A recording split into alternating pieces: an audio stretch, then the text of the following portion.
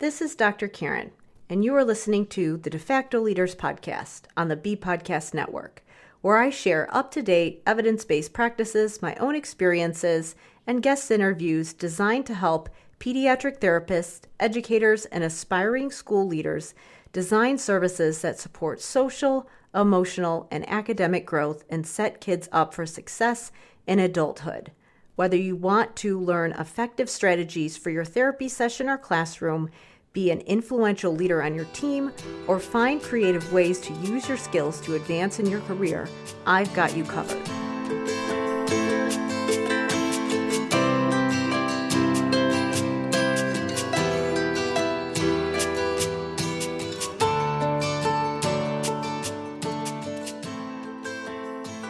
Hey everybody, it's Dr. Karen, and welcome to episode 224 of the De Facto Leaders Podcast on the B Podcast Network.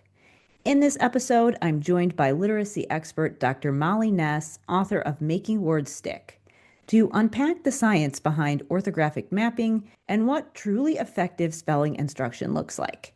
If you've ever found yourself wondering whether irregular words really exist or how to teach spelling in a way that actually transfers to reading and writing, this episode is for you.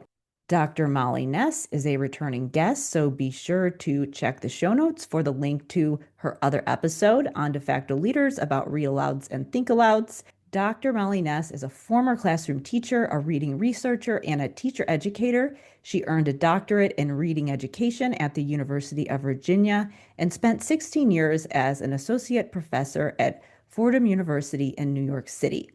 The author of 5 books, Molly served on the board of directors for the International Literacy Association and is a New York State chapter founder of the Reading League. Dr. Ness has extensive experience in reading clinics, consulting with school districts, leading professional development, and advising school boards on research-based reading instruction. She is also the host of the End Book Deserts podcast.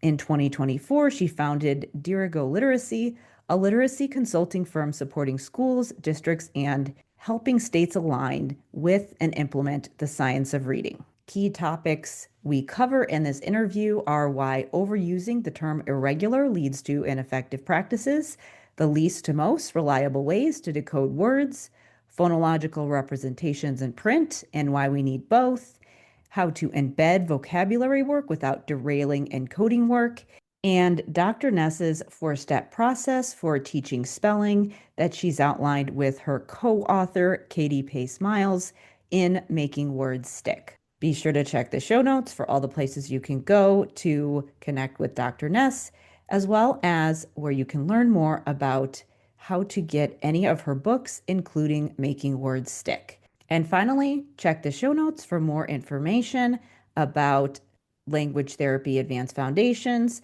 my program for speech-language pathologists and other professionals supporting literacy. In Language Therapy Advanced Foundations, I share a research-based framework for supporting the language skills that kids need in order to build strong reading and spelling skills, things like morphology, phonology, orthography, semantics, and syntax, a lot of the things that Dr. Ness and I talk about in this conversation.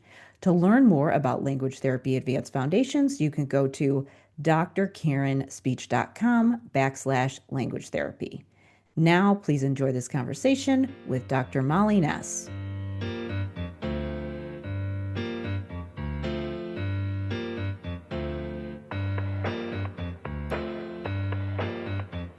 Today, I am joined by Dr. Molly Ness from Dirigo Literacy. So thank you so much for being here with me today.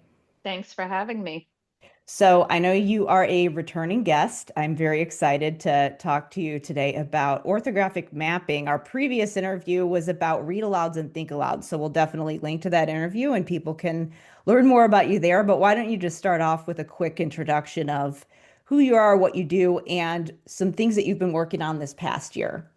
Sure. So I started as a classroom teacher, quickly realized that literacy was a social justice issue that mattered to me, but I didn't know enough. So went back to graduate school and got a doctorate in reading education at the University of Virginia. And then I spent almost 2 decades as a professor at Fordham University, teaching pre-service teachers as well as doctoral students, and left higher ed about 3 years ago to do some work in educational publishing, as well as to set up this sort of independent shop of a consulting firm where I'm working in schools and supporting school leaders and teachers in the implementation of the science of reading, and writing books, of course. This is my sixth book that came out with Scholastic, and my co-author is Katie Pace Miles.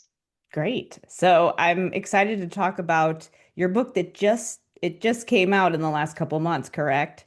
It did, So and this was we wrote this in feels like 3.5 seconds. We started writing in the fall of 2024, turned the manuscript in January of 2025, and it was launched into the world in late May of 2025. So yeah, well, we'll link to it because I think it will be really useful for people listening. I loved as I was reading, it's very similar to some of the things that I would share with SLPs and the framework that I teach for language therapy, but obviously it looks a little different if you're a teacher who is the reading teacher or the general education teacher versus the support personnel who's trying to do some intervention in addition to an already robust curriculum. But for all of the people who are those support supplemental services, those services are really hard to implement if we don't have a solid, robust curriculum in place. So I think today we'll talk about some of those things that need to be there in order for that curriculum to be really robust. So maybe if we could just start off with the topic of the book and then some definitions. So yeah, maybe we could start there. Sure. Well, I always joke that I'm in a book club myself, and we had reached the part of our monthly meeting where we were deciding what book should we read next and bickering over the titles. And my book club of middle-aged women that read Mhm. popular fiction and mysteries, somebody said, "Oh, Molly's book is coming out next month. We should read that." And all the heads swiveled to me, and they're like, "What's it about?" And I was like, "It's about orthographic mapping." And there was this like, maybe we won't read that. So it is certainly not Not as not a, no, yeah, not a not a popular beach read. title. I would No, probably exactly. read it at the beach, like for me, but maybe not the average person. Sure. So, orthographic mapping is actually this term that has been in existence since the early 90s. It was written about by the famous Linnea Airy, who Hmm. really wanted to help explain the process by which we instantly recognize words. And orthographic mapping for too long has lived in these academic journals and peer-reviewed resources that are not either accessible to teachers because they're behind a paywall, or just written about in a way that makes sense and is immediately applicable. My co-author Katie and I really see our mission as taking information that is written about in academic language and not particularly immediately relevant, and making it translatable for teachers. So to better understand orthographic mapping, I like using this experience that I had last summer where I was reading a beach book and I came to this word and sort of stumble over the word. The word is Sloughh. So I'm Okay. reading about this murder mystery that takes place kind of in this bog or marsh swamp. So I encounter this word. I can define it because I had enough context clues to know that this word Sloughh is like a bog or marshy inlet sort of swamp thing. But I didn't know how to pronounce it, and I'm not given very much help by the Hmm. OUGH because in our English language there are so many different ways. It could be sloth like cough. It could Hmm. be slow like dough. So the OUGH doesn't really give me very much information. So I go to the dictionary online and I click the little sound icon that gives me a phonological representation of the word. So I now know the word is pronounced slew. And I can then map the letters onto the sounds because I know the SL blend. I know in this case, OUGH is the OO sound, and I Hmm. had already had the definition of the word. So the process that I just went through is the process of orthographic mapping.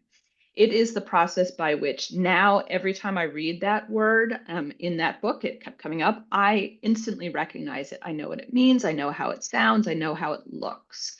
And I raise this point as a way to make the case that orthographic mapping isn't just for beginning readers. It's the process by which any word becomes instantly recognized and retrieved in our sort of sight word bank.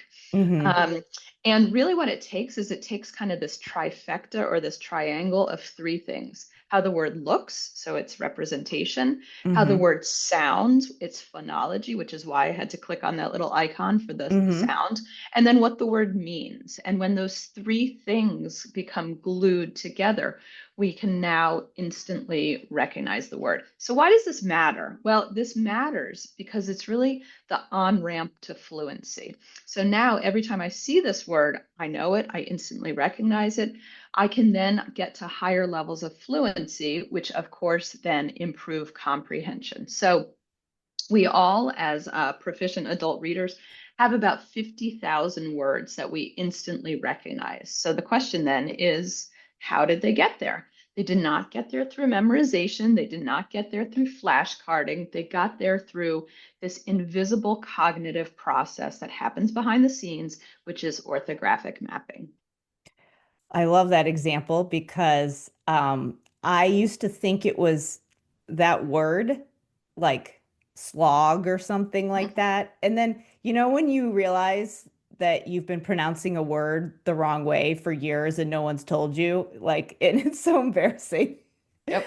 Um, so, okay, I love all of those explanations, and I feel like I'm talking about them all the time because, yeah, for so many different reasons. Like there's the sight word conversation, there's the audiobook conversation.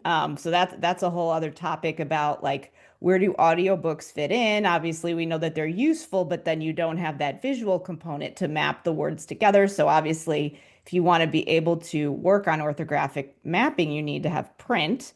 Um, but so question that came up as you were talking through and as I'm thinking about just when we hit record, um, how does prosody fit in? Because I asked, how do you pronounce your company? And then when I introduced you, I stumbled over it because I couldn't remember because you had just told me a couple minutes ago. So like I pronounced your company wrong because I was putting the emphasis on the wrong Sure. syllable, and you said, no, it's actually pronounced this way. And then, so how does prosody fit into Yeah, orthography? so the prosody element of it is you would need multiple iterations of Mhm. seeing how the word looks in conjunction with the sound structure of the word to be able to pronounce it correctly. So if you have ever like I always have had the experience of you look at a printed word, you're not sure how to say it, you hear it, but what Mhm. really cements it for you is seeing it while you're saying it and hearing it. Yeah. And so that's the orthographic mapping component of it. Then, of Mhm. course, linked with the meaning of the Yeah. word. I think the other thing people don't realize is that if you don't have print in front of you, if you have a lot of experience with print, you can visualize it. Like, for example, the like I don't have the name of your company in front of me right now, but I can picture the letters in my head. And Sure. so I think that a lot of times people talk about visualizing to verbalizing, that process or that curriculum. I think Hmm. it's a Hmm. curriculum where, yes, it is good to also visualize the actual things that you are, the words. Like if I'm visualizing a dog, like I can visualize the letters DOG, I can also visualize a dog and all its semantic features, which kind of goes back to the conversation of read alouds and think alouds and building vocabulary. But just that orthographic piece is that such an important piece for being able to effectively decode and then spell as well and have that back and forth. So, Yeah, um, and actually, you yeah. reminded me last week I was watching the Scripps Spelling Bee on TV, which I totally geek out. I watch these 10 and 11-year-olds spell these words that are sophisticated, rare occurring words. And a lot of the kids, what you'll see them do is they'll hear the word, They will ask for the etymology of the word. They'll ask for Hmm. the definition of the word. Hmm. They will say the word. They'll ask the judge again to say it. And then a lot of kids, what you'll see is they'll kind of use they don't have a pen and paper in hand, but you'll Hmm. see them sort of write the word Yeah. skywriting on Hmm. their finger or their arm, or they're sort of practice writing it. Hmm. And what they're doing is they are helping the orthographic mapping. They are hearing the sound because they've heard the word say so many times. Then they're taking what they, air writing the letters to start to map it so that they can then spell it. Hmm. Another example of why putting pen to paper and not just typing is so important, that you need to physically be writing those symbols as well, and how important that Absolutely. piece is. So, random question, how do you pronounce the mountain range that's also a trail that people like to go hiking on, that starts in Georgia and goes all the way up to Maine? How do you The pronounce that? the Appalachian Trail. Okay, so I pronounce it Appalachian too, but some people say it differently. Huh. So, and whenever I'm talking to someone about like a hike, like my husband and I did a hike of part of the trail, and I'm always like the AT, because I'm like, I don't know how they Yeah. pronounce it, and am I going to sound, weird if I say it how they don't say it? But yeah. Well, and actually, you're also getting at one thing that I see a lot in classrooms is we teach vocabulary and we teach spelling without pronunciations of the words. So Yeah. I'm doing a lot of work in middle schools now, and middle school content area teachers are always teaching kids vocabulary. I'm always surprised by the vocabulary portion of the lesson is largely a silent Yeah. portion. Kids Mm-hmm. are seeing the word, they're defining the word, but they're not actually saying the word. And I'm not throwing shade, as my teenager would say, because Mm-hmm. that's what I did too. I Yeah. didn't know the Mm-hmm. importance of needing to make the phonological representation of the word. So Yeah. every time we teach vocabulary and we teach spelling, we have to have kids say the word. The word is Appalachian. Listen to how I say it. Listen to what I stress. Listen to how I, what have you. You say it. Let's say it as a whole class, turn to a partner and say it, because we need that phonological representation of words to map it to the definition, to map it to the orthography. So vocabulary and spelling should not be silent. Mm-hmm. Yeah, and I would say with Words Their Way, for example, could be a great program, but a lot of times the way that it's used is people are sorting letters silently and not saying, not getting into the phonological representations as well. Like, I think there's a lot of good practices. It's like if we just added this other element, it would Sure. make them so much more effective. Sure. So, And once you know the science of why you have to add that, you can start to either tailor your instruction or start to question some of the instructional practices that are out there, like flashcarding, that mhm. don't actually align with the science and this invisible process of orthographic mapping. Yeah. Yeah, so important. So I had a couple things. I know you have a process that you use to teach spelling that I definitely wanted to walk through. It's, again, so in line with a lot of the stuff that I've talked about as well for SLPs and other literacy professionals. I think, well, again, it's the science. Like it should Yep. align well. So I think that's a good thing that there is starting to be some consistency when you have people across the country that are like, "Hey, I'm doing it the same way because we're following what the research says." But um, some of the things that you had pulled out in your book, I thought were really interesting. So maybe we'll start with this idea of words being irregular. I know that various linguists I know have strong feelings about using the word irregular when you're talking about the way that words are spelled. Mhm. So I'd love to talk about that a little bit because it seems like that tends to lend towards the practice of memorization, like Mhm. there's no rules, there's no system, there's no pattern here. We just have to memorize it, Yep. which Yep. usually isn't true. Yeah, I'm glad you bring that up. And that was the reason in which we introduced temporarily irregular, permanently irregular, because we have this misconception that the English language is just so funky and so weird. Yeah. And Mm-hmm. what does that misconception lead to? It leads to poor instructional practices, Mm-hmm. like rote memorization of words. Oh, you just have to memorize this whole word as a unit, which, first of all, when you look at eye tracking software, our eye only processes 2 to 3 letters in a string at a time. So the idea that you can memorize a word in its entirety is just, it goes Interesting. against the science. Mm-hmm. But we do perpetuate this myth. Oh, it's just, there's so many rule breakers, there's so many oddballs, you just have to memorize it. And really, when you really understand linguistics and sort of the etymology and origin of words, you actually have this kind of powerful statistic that only like less than 3% of our language are words that are completely not decodable. Mm-hmm. Now, what you can then do is you can line up your scope and sequence with which tells you which letter patterns and which phonics features you're teaching in which particular order. And then you can ask yourself, okay, is this a pattern that my kids have not had explicit instruction in yet? Because if it's the yet, then it is a temporarily irregular, meaning we're going to get there. You haven't had instruction in it yet, but once you get there, then it will move to a regular word, meaning you can use your phonics and pattern. Now, there are a handful of words that are permanently irregular, meaning that's one of those, it's just the way the word is.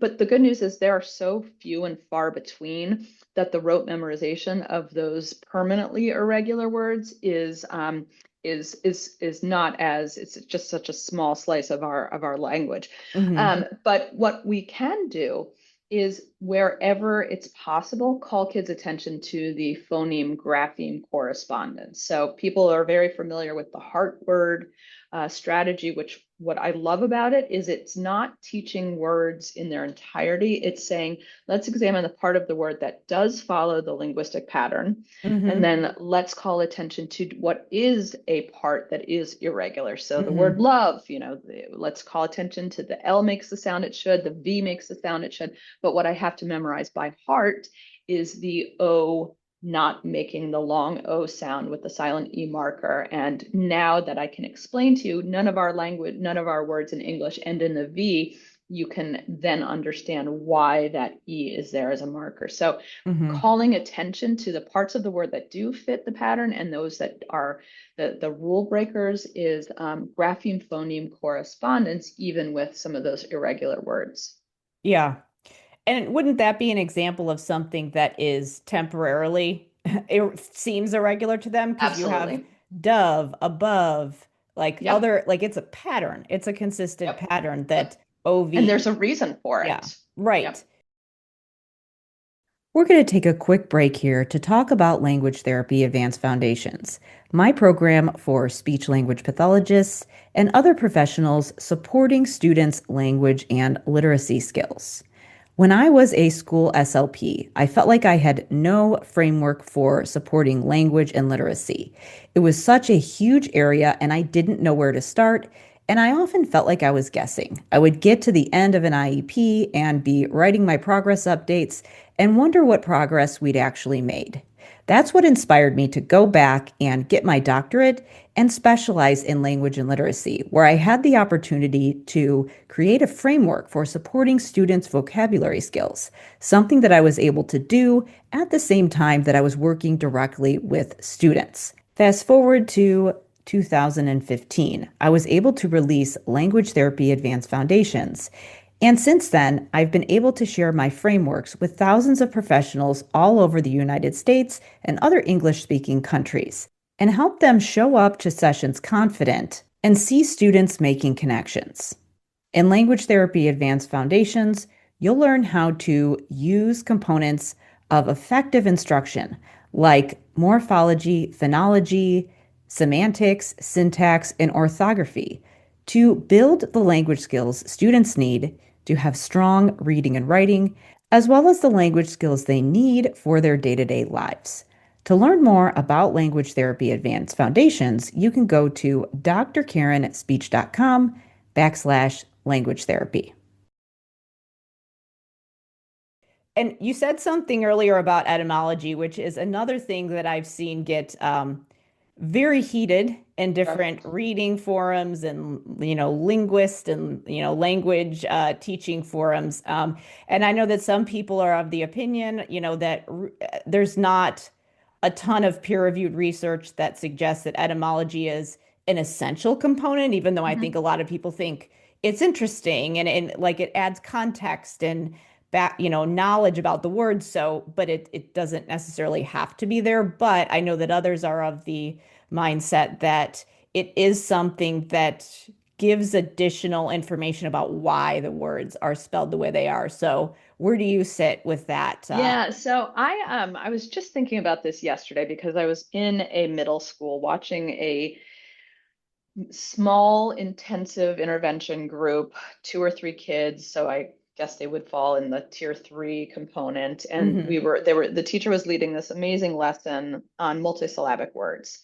And she has kids read the multisyllabic words, and the kids can all read them. And then after the instruction, they go through, they circle the digraphs, they do the syllable break. Like I think sometimes we go so into the weeds of what the word is, its origin, its Yeah. etymology, Hmm. and that's not really the point. The point is to use those things to provide access to the word, either access in decoding it or spelling it. So when we do these things that are sort of so in the weeds and so at the like micro level, I always Hmm. question like, do they need that? Is it if these Yeah. kids can read these multisyllabic words already, why am I using my precious instructional time to go back and circle digraphs and do all of those things? Like they can Hmm. read it, move on.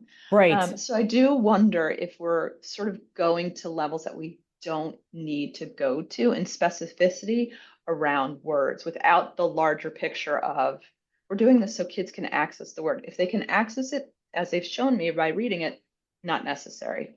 And you've hit the nail on the head with, I think, the people who are, it's not that they're against etymology, but they're saying it's not as essential that we get this far into the weeds, that Sure. give enough information that kids can make sense of the patterns and map the words. And then, I mean, maybe you have another lesson about that later on, but that's not the point of what you're Right. doing when you're helping kids to use word attack strategies when they're reading or figure out how to spell Right. them. So, yeah. And that's I know some people who have, I would say we're a little skeptical of certain methods that really do Mhm. get into etymology. And then they're like, you know what, I'll try it. And they experience the same thing where they're like, do we really need to go Right. this far down this path? It's distracting from the purpose of the lesson. I think Exactly. that's Yep. always the important part too. And especially when you're thinking about, are we building vocabulary? Are we working on decoding? Yeah, I mean, you can get into the weeds with building vocabulary and going into semantics as well. But Yep. yeah. Yep. And I think that's not I think that we're at a time in the literacy landscape where we do need to be having these critical conversations about is this instructional practice? Is this program value added? What's the rationale behind it?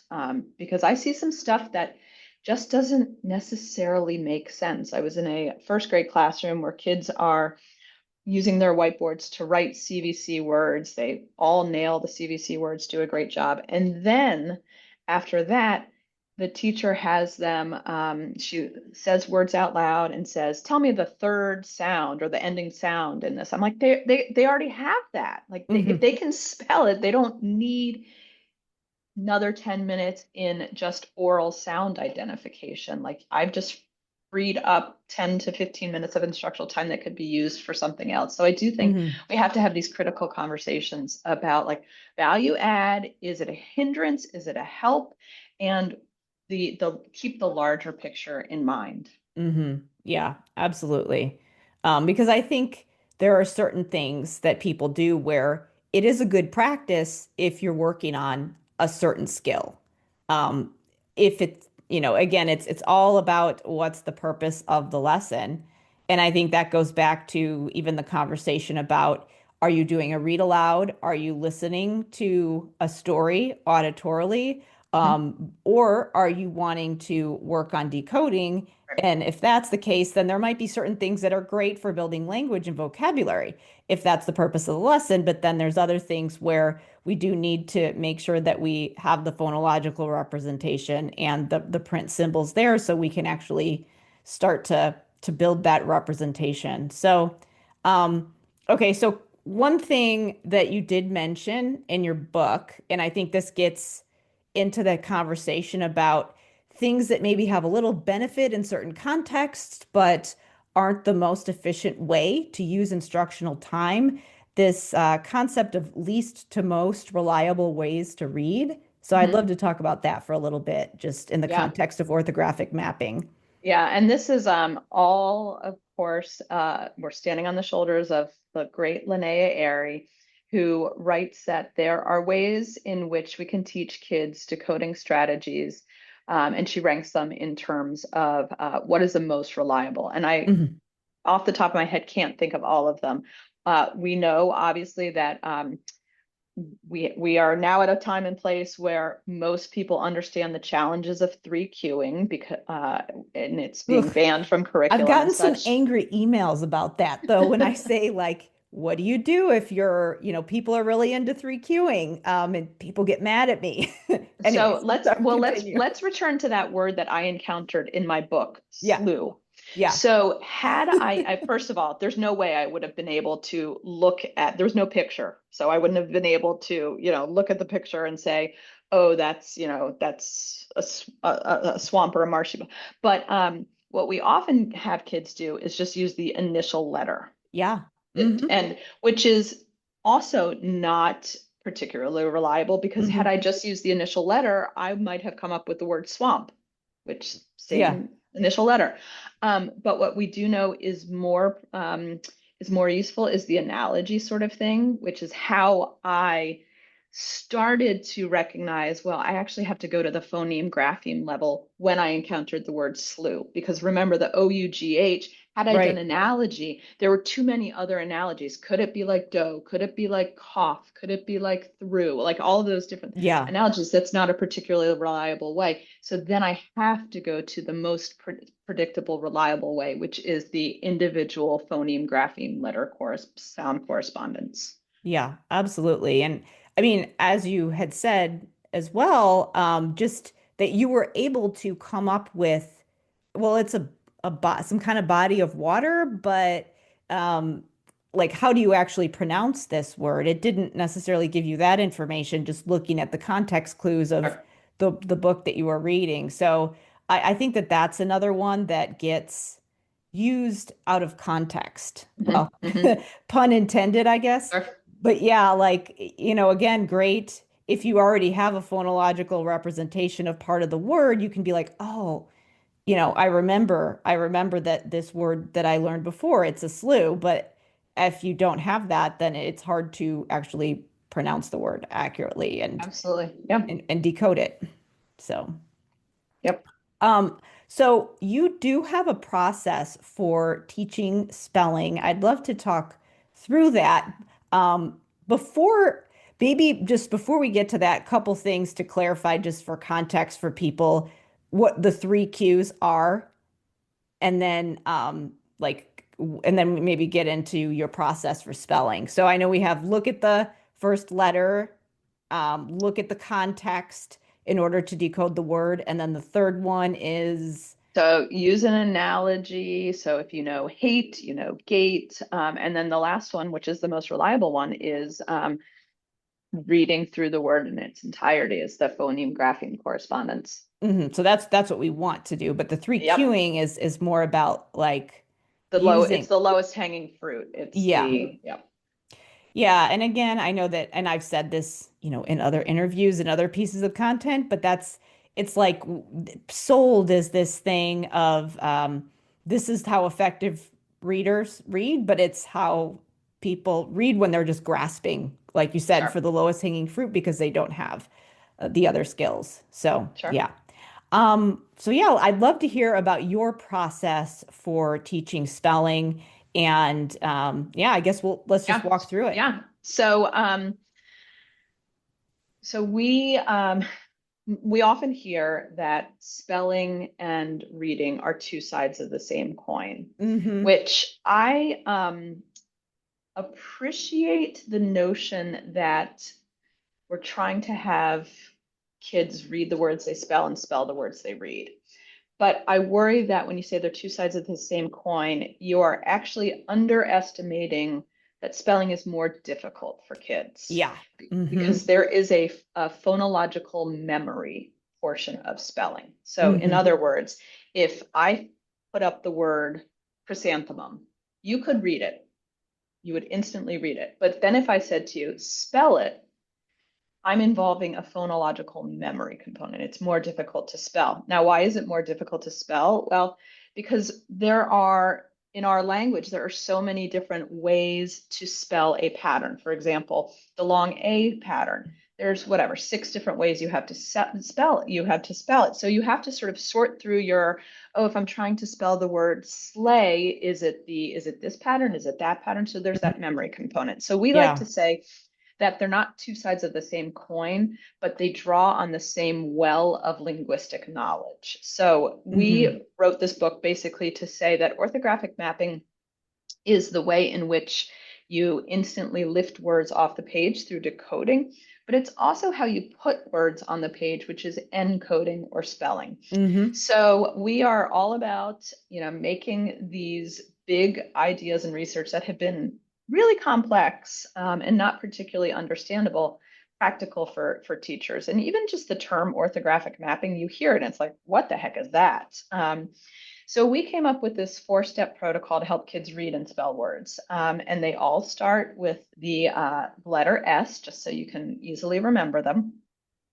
The first step is see it and say it. And in see it and say it, you literally have kids see the word, and that is seeing the word on the page. That is seeing the word in different types of fonts, so kids can understand. There's actually on the computer lots of different ways to show the same letter, G or A. It could look like the old funky typewriter G, or it could look like the one that you're more used to.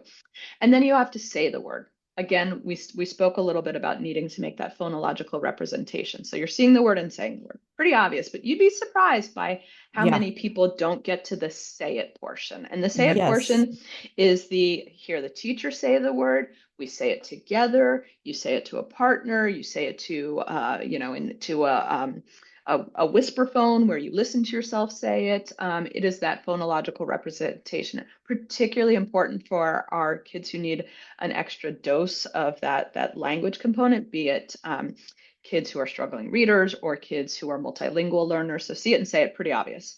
The second step is segment and spell. And this is where we do the individual phoneme grapheme mapping. We connect the letters to the sounds. So lots of us use things like Elkanon boxes where, I'm going to draw attention to the fact that the word slew, Slough, it's crazy. There's 6 letters, but you only hear Mm-hmm. 3 sounds. So you're literally saying to kids, I know this is kind of crazy, but here's the word. Now let's do the individual grapheme phoneme correspondence. And lots of people are using the heart word approach, which is great because as we talked, it's pointing at the regularities and the irregularities, but it's any of that like individual phoneme grapheme component.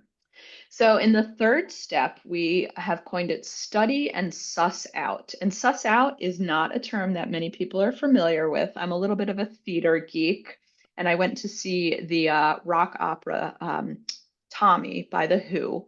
And there's this lyric where a character has to suss everything out and suss. And so then I hear this new vocabulary word, and I was like, I'm going to use this all the time. Suss Mm-hmm. means to figure something out, like you're Mm-hmm. deciphering something. Yeah.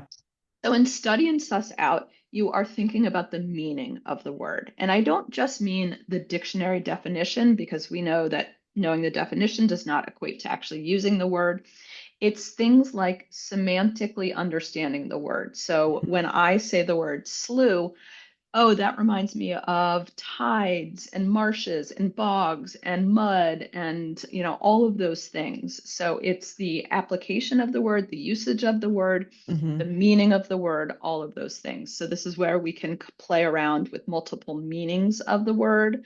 We walk through the example word bridge in the book, which bridge can be obviously a bridge that cars drive on. It can be the bridge of my nose.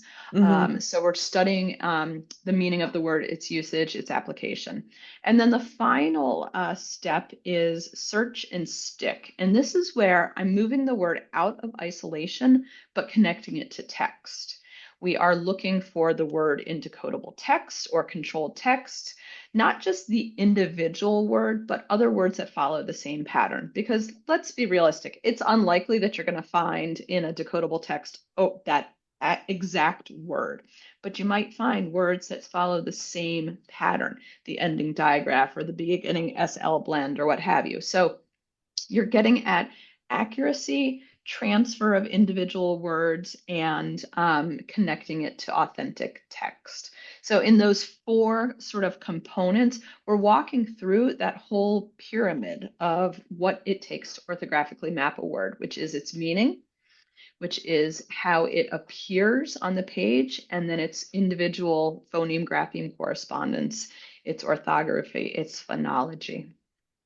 I love the suss out. I specifically wrote that down that I was gonna ask you about that if you Yeah. didn't bring it up. But yeah, I like in the literature, I've heard it like be called different things. And I think that what you just described is um, has components. All of the steps have components, but I've heard it referred to as active and generative use of words, or word study is another word that I've heard used. Sure. But yeah, I think it's like this blend of, as we said before, giving enough information that we are hitting a lot of the elements. We're hitting the orthographic, the phonological, the morphological, most likely, if you're segmenting the words, because you might be looking at the Sure. sounds, you might be looking at uh, the morphemes in the word, but then also we're pulling in semantics as well, but not going too far into the weeds. And I think that one of the objections, I guess you would call it, to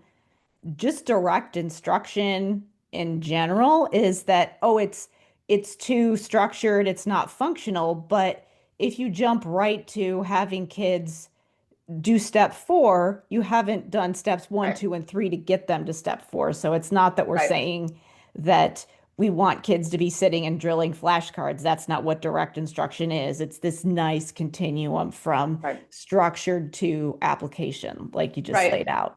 And when I think about orthographic mapping, in my mind, I always think about like a three-legged stool. What you Mm-hmm. need to get to the word. Well, you need its phonology, its orthography, and its meaning. If I kick out one of those legs of the stool, my stool is obviously less wobbly. Mm-hmm. Um, and so that actually reminds me of another category of words that we have to kind of treat a tiny bit differently.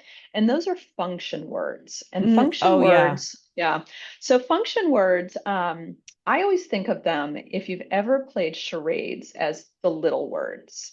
They are, we have lots of research showing that kids often struggle with function words, Mm-hmm. particularly our multilingual learners, Yep. our kids with language-based Mm-hmm. reading disorders, because what's so tricky about them, they don't really have a definition. They Right. are the semantic glue of sentences, but they're often words that are helping verbs or prepositions or sort of that connective stuff. They're the Yeah. words like Conjunctions. conjunctions, Right. from, It's not what of, does it mean, it's what which, does it do? right. And Yeah. how, if I'm thinking about that triangle or that Mm-hmm. stool, essentially with a function word, I'm kicking out the meaning thing. I can't define of, I can't draw a picture of from, I can't, Mm-hmm. act out there. So I'm basically taking away the meaning component for kids. So I didn't actually, I always sort of knew, sort of observationally, my kids would struggle with function words, but I didn't understand why. Right.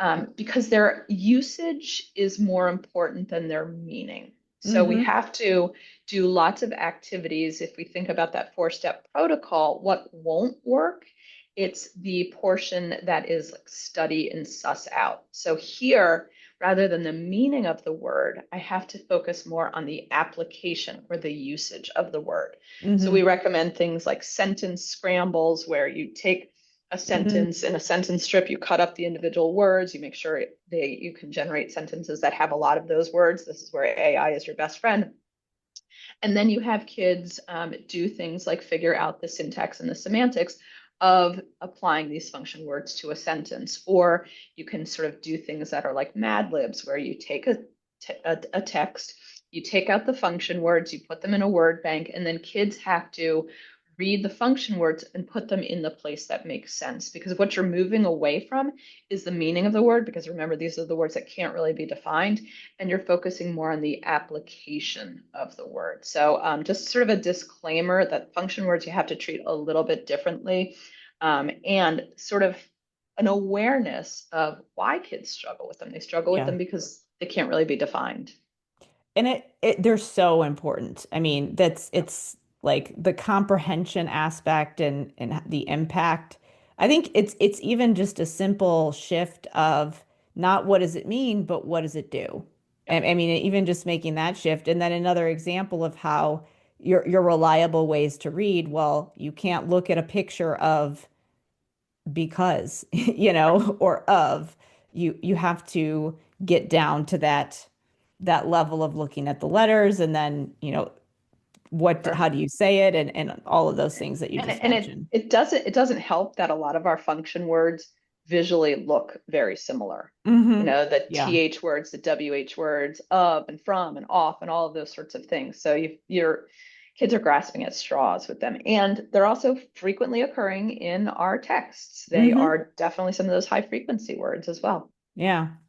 So how do you think about scope and sequence? Like we've talked about the process. I get a lot of questions about this, and I have an answer that I give for people who are supporting the curriculum, but I'm curious how you think about scope and sequence with like, you're working on words. One of the questions that I often get is what words and how do I know what order to Mhm. go in when I'm working on morphology with students? My answer a lot of times, if it's somebody who is supporting the curriculum, is, well, look at the curriculum and let that be your guide. But that's also assuming that the curriculum is moving at the right, like Sure. has the right words in it. But how do you think about scope and sequence when you are teaching spelling? And Yep. yeah. Yep. There's no one scope and sequence that I think is the must do. Yep. I, hmm I, I think there are some that are make more sense logically than others.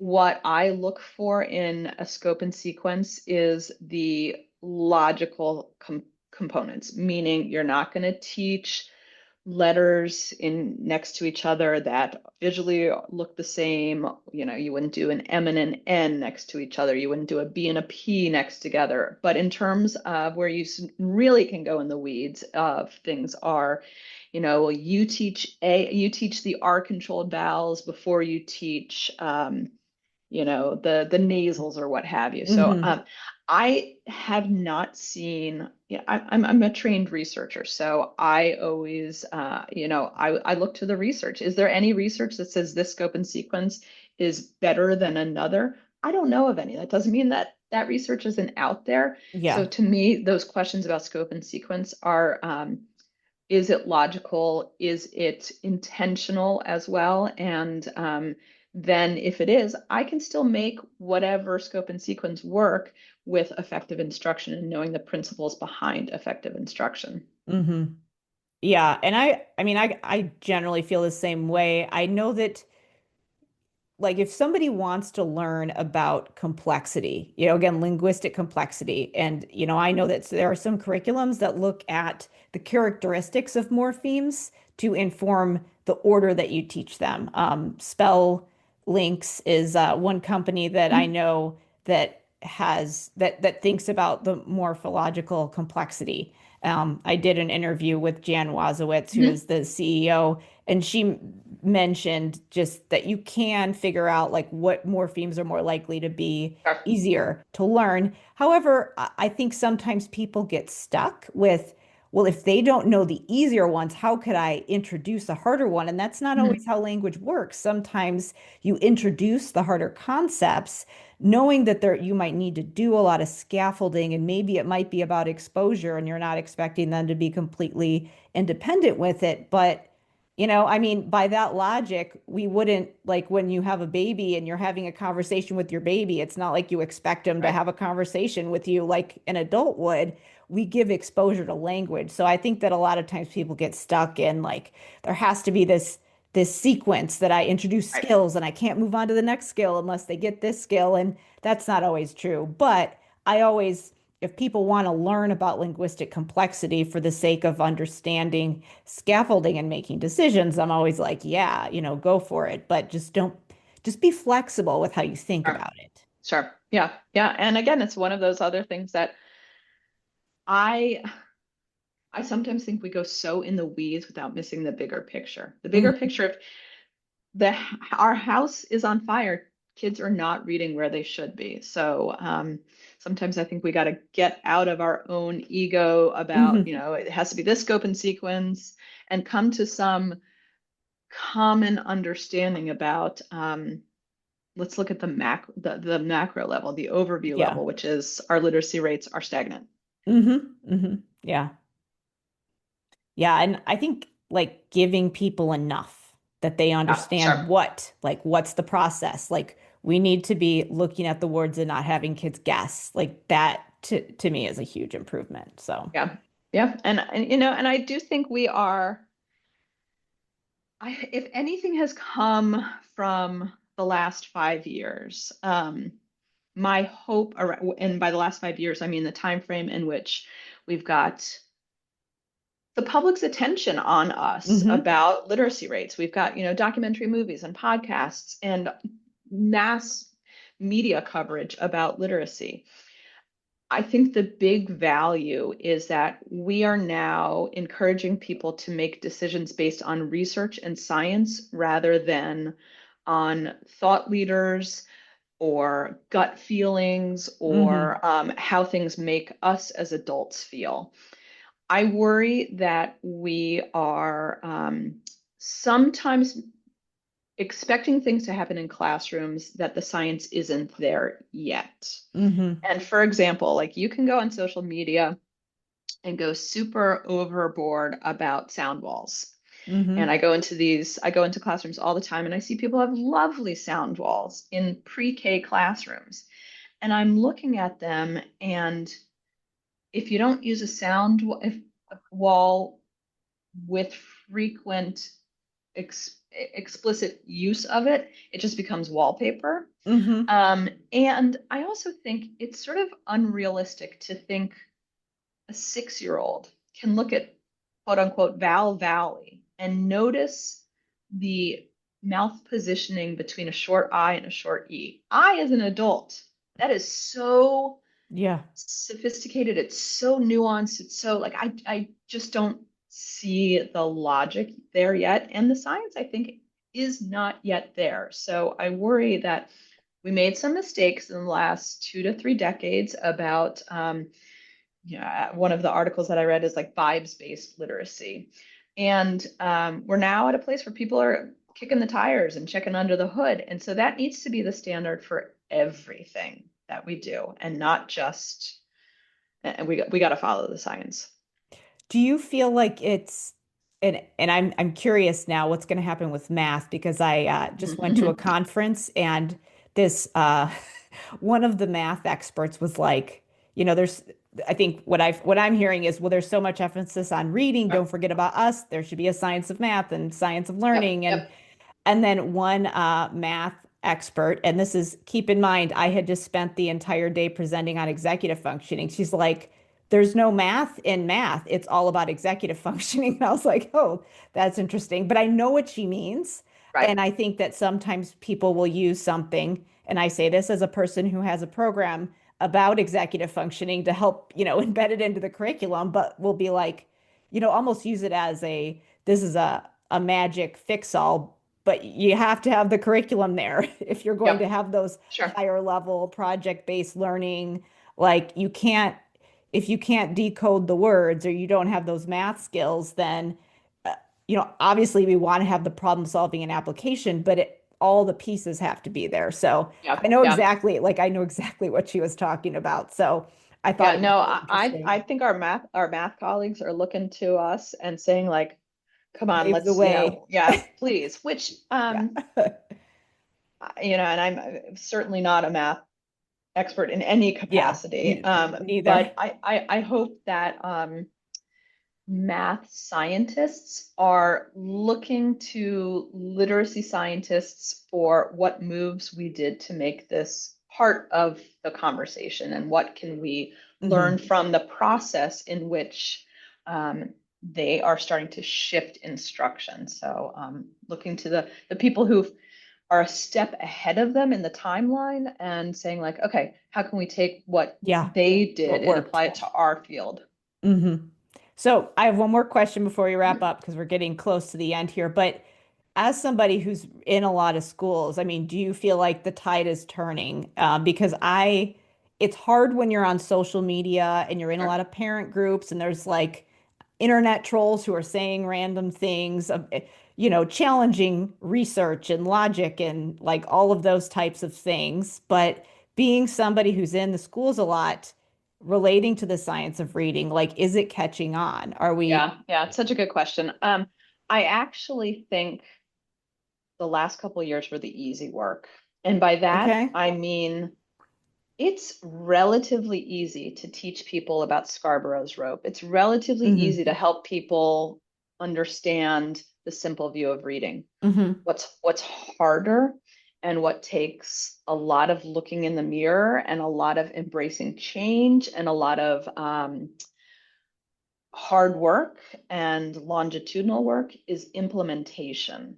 Yeah. And that is the world in which I live in now, right? Is implementation. And it is much harder and it is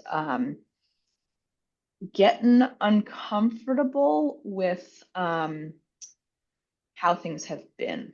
Hmm. So I was just in as I mentioned earlier, I'm doing a lot of work in middle schools, and I get frustrated when I'm in schools that prioritize, and I know I'm going to ruffle feathers with this, um, where we prioritize teacher feelings over kids' needs. And Hmm. I'm constantly working with school leaders who are saying, but our teachers love XYZ program. Hmm. Well, you know what? Schools are not built to serve teachers. They are built to serve children. And that is a loaded statement. I know Yeah. that the trolls are going to come for me. But if we really want to move the needle, we have to have leaders and we have to have teachers who are willing to be uncomfortable, willing to do the hard, long work and put aside what feels safe and what feels like teachers like and prioritize what kids need. And Hmm. that's hard stuff to do. Well, and I would make the argument that if you're serving the kids and if you're doing things that are evidence-based, teachers might, like, there might be some people who might not realize that it's actually in their best interest. Sure. If they implement something effectively, if they do the hard work of changing the habits, that's actually going to decrease their burnout. Like, 'cause Sure. who wants to show up to work if you feel like your students are struggling and you're working Yep. so hard? Yep. It actually is in teachers' best interest to follow the science as well. So Yep. I don't think those two are mutually exclusive. That's such a good point. And the vast majority of teachers are there for exactly that purpose. When I'm in buildings that are fighting about are prioritizing, well, we want to adopt this new curriculum, but we can't have this meeting because the union won't let us, or we don't have Hmm. the time to do the professional development. Then those are hard conversations, and we can't let adult issues prioritize what our students need. Hmm. Yeah, absolutely. So where can people go to learn about you, your work, your new book, all your Sure. books? Yeah, where are Sure. all your Yeah. So places? I'm on all the social media stuff. I'm mostly over on Instagram at a reading mother, and it's a_reading_mother on Instagram. And then my website is Molly Ness. It's MOLLYNESS.com. And this book is my first foray really into the lower part of Scarborough's rope. The majority of my work has been around comprehension, metacognition, language comprehension through read alouds, sort of more of the stuff at the top part of Scarborough's rope. But this Scholastic book, which of course you can look up the Scholastic website, called Making Words Stick, is the first time that I'm like sort of digging into the word identification strand. Yeah, love it. So we'll link to all those things. Well, thank you so much for being here with me today. Thank you for having me and for the work that you do on behalf of teachers and students every day. Thank you.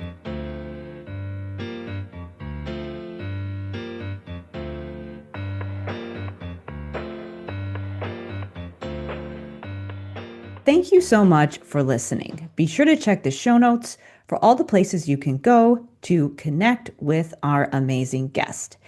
And also, if you are a professional supporting students' language and literacy, check out my Language Therapy Advanced Foundations program. Language Therapy Advanced Foundations gives speech language pathologists and other interventionists supporting language and literacy a research-based framework for building the language skills needed to support reading, writing, spelling, and other important life skills. In the program, I teach you a framework for supporting phonology, morphology, orthography, semantics, and syntax in a way that's possible to implement, even if you only have 1 or 2 sessions with students a week.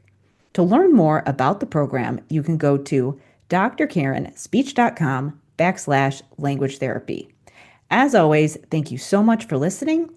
If you enjoyed this episode, please share it with your friends and colleagues, and leave me a rating or review wherever you listen to your podcasts. Thanks again for listening, and I will see you next time.